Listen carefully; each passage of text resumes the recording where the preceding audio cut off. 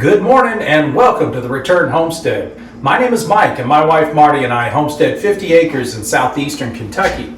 Today we're back in our 2001 Fleetwood. We've moved on from the bathroom, we're finished with the shower, and now it's time to get busy building the kitchen.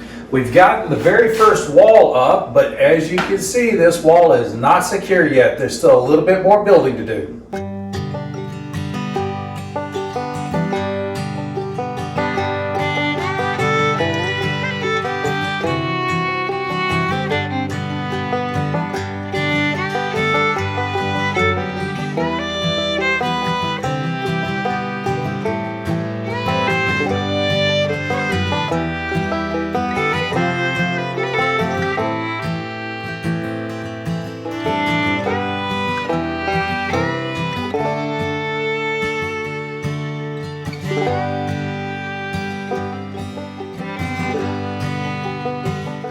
Before I start building additional walls, I need to make sure I have all the measurements correct. Now we've looked at the refrigerator that we're planning to purchase to put in this kitchen, and we've decided to place a wall on either side of that refrigerator. So not only does the space in between the two walls have to be wide enough to accommodate the refrigerator, but it's a counter depth refrigerator, meaning the doors will open up fully. They are French doors, so they'll open up in both directions, and that means the wall has to be far enough back from the door that the door doesn't open up into the wall. It's a 36-inch deep refrigerator. We're going to build the walls 32 inches deep. That will leave us 4 inches for the door to operate in, which will be more than enough. Then the next big question is exactly how tall do these walls need to be?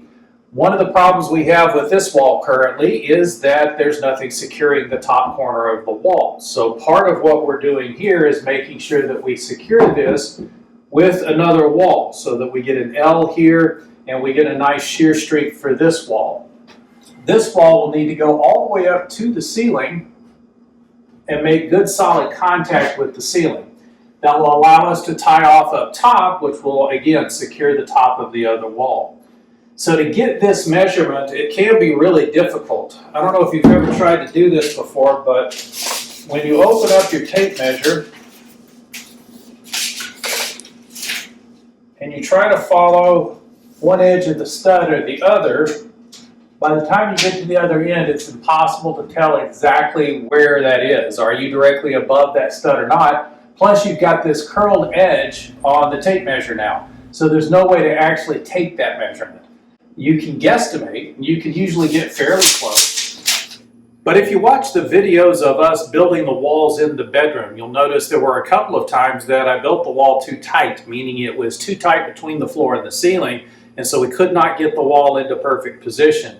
Because I had difficulty there, I've been thinking on this, trying to figure out the best way to take this measurement. It's just too hard to get an accurate measurement with your tape measure bent around a curl. So what I've decided to do is to use a pencil and a bullet level, and then a 2x4 to represent the wall that we're going to be putting in here. Now I can run that board up tight to the ceiling, make sure that I'm plumb, which we are, we're in bubble. Then I can place a mark across both boards.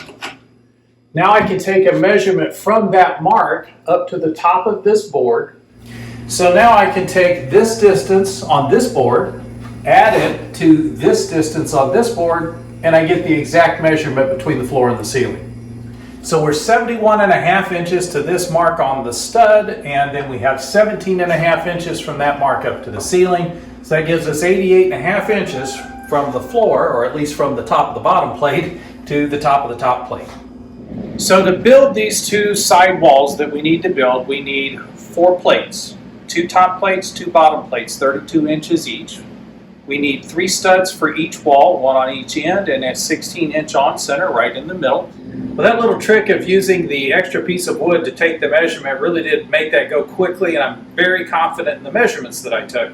I need 4 plates that are 32 inches long, 2 bottom plates and 2 top plates. We are building 2 separate walls, and they do have 2 different heights. For each wall, I'll need 3 studs, so I'm going to need 3 studs at 89 inches and 3 studs at 90.5. So we're going to set up the miter saw and get busy cutting those pieces.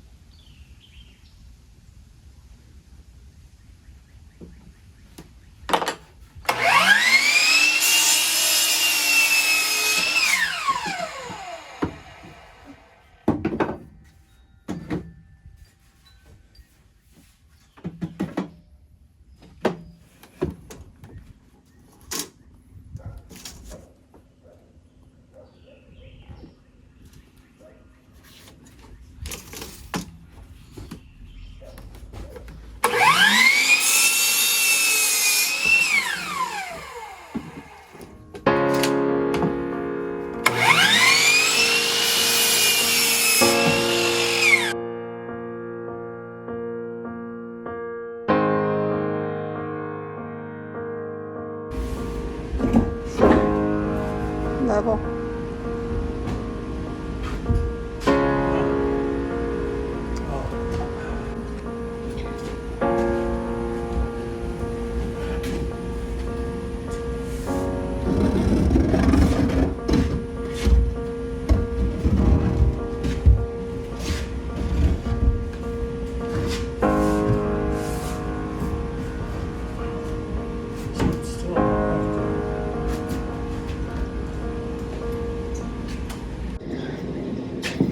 All right, so all I was doing was getting this wall into place. We just put it into place where it would fit.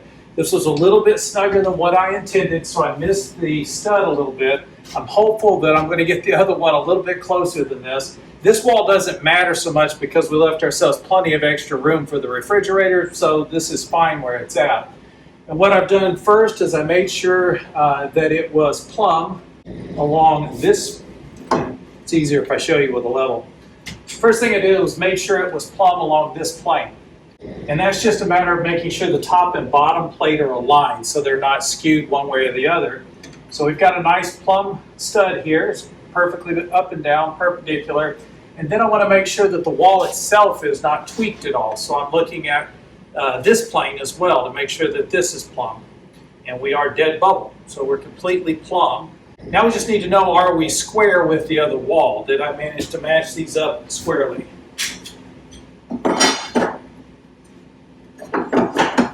And according to the speed square, we are perfectly square.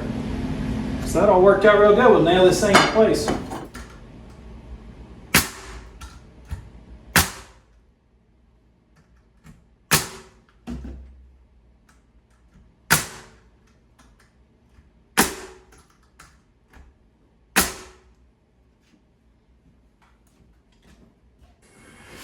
If you look at the reveal on this stud, looking at top to bottom, you'll notice that it appears that there is a deviation here. Like one of these studs is not plumb. When I go and throw the level on this, both of the studs register in bubble. Are they perfectly plumb? Nah, not perfectly, but they're pretty close. So there's not really any adjustment to make here. This could be from a warp in this particular stud. It could be bowed slightly. It doesn't matter. It's providing the support. And once we throw the drywall on this, you won't see the stud anymore, so you won't know that this reveal is not perfect. Not a big deal. As long as this wall is plumb and square to this wall, which is also plumb, nothing else really matters.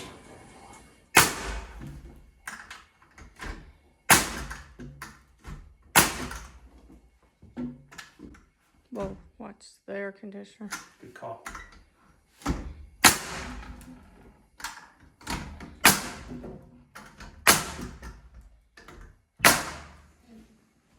So you'll notice now that things are starting to firm up here on this wall. Whenever I assemble a wall, I get it up, standing upright, but then I always look to the corners. I want to make sure that all four corners of the wall are secured to something either at a perpendicular angle or to another wall.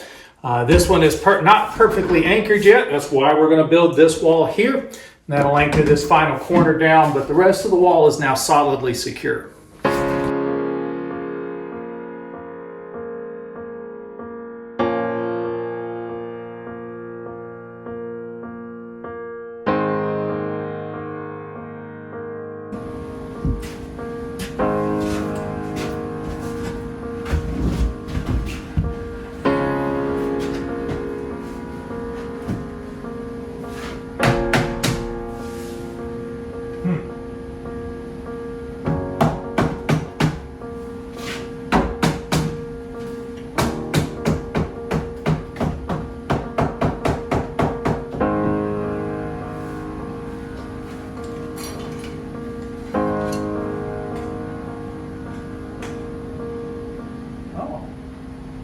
Right on it.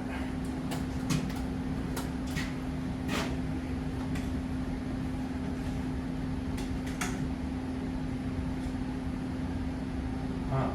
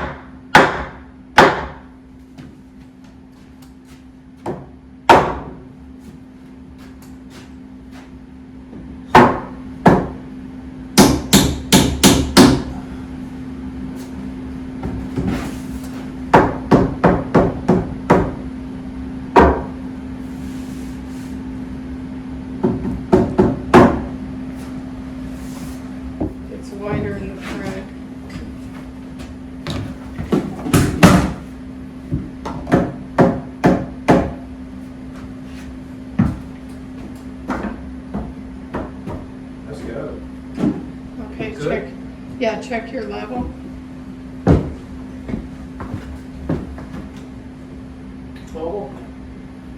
Bubble, perfect. Good. I can see the difference, so you're good. Scale this up.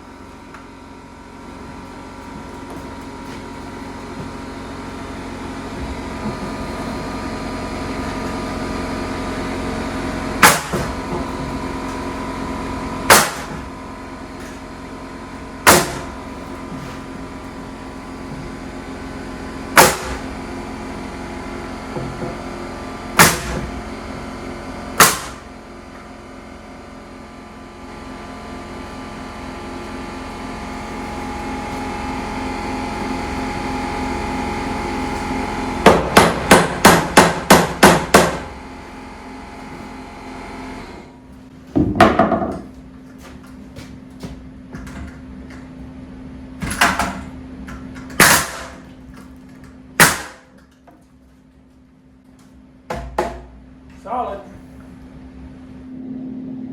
And now we've got a good solid wall. This thing doesn't move anymore. That's exactly what we wanted. We've got a nice secure place to isolate our fridge from the rest of the kitchen. So we can move on to the pantry now. We've still got a lot more building to do. We've got this pantry to put in. Then we got to get on to building the shelvings and countertops and islands and putting in the plumbing and electrical. A lot of work yet to do. We do appreciate you joining us on the Return Homestead today. If you haven't subscribed to the channel yet, please take a moment to jump in there and subscribe. While you got the window open, hit that like button. That way the algorithm will know you enjoyed the video and they'll share it out with more people. We'll see you next time.